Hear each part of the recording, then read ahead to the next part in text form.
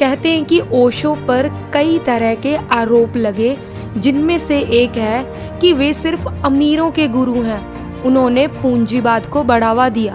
उनके पास लगभग 100 Rolls Royce कारें थी। वे कभी गरीबों और गरीबी का पक्ष नहीं लेते थे।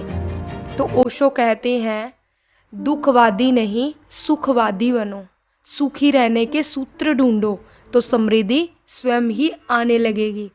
ओशो कहते हैं कि किसी गांव में 10,000 गरीब हों और 2 आदमी उनमें से मेहनत करके अमीर हो जाएं, तो बाकी 9,999 लोग कहेंगे कि इन 2 आदमियों ने अमीर होकर हमको गरीब कर दिया।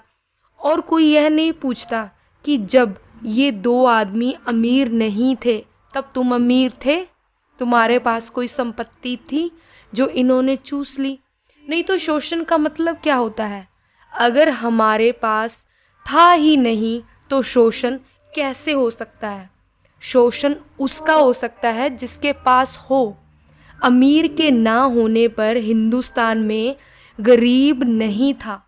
हाँ, गरीबी का पता नहीं चलता था, क्योंकि पता चलने के लिए कुछ लोगों का अमीर हो जाना ज़रूरी है।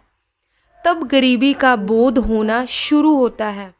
बड़े आश्चर्य की बात है, जो लोग मेहनत करें, बुद्धि लगाएं, श्रम करें और अगर थोड़ी बहुत संपत्ति इकट्ठा कर लें तो ऐसा लगता है कि इन लोगों ने बड़ा अन्याय किया होगा। पूंजीवाद शोषण की व्यवस्था नहीं है। पूंजीवाद एक व्यवस्था है मेहनत को पूंजी में कन्वर्ट करने की, श्रम को पूंजी में रूपांतरित करने की व्यवस्था है। लेकिन जब उसकी मेहनत कन्वर्ट हो जाती है तब आपको या मुझे 2 रुपए मेरी मेहनत के मिल जाते हैं, तो मैं देखता हूँ जिसने मुझे 2 रुपए दिए उसके पास कार भी है, बंगला भी खड़ा होता जाता है।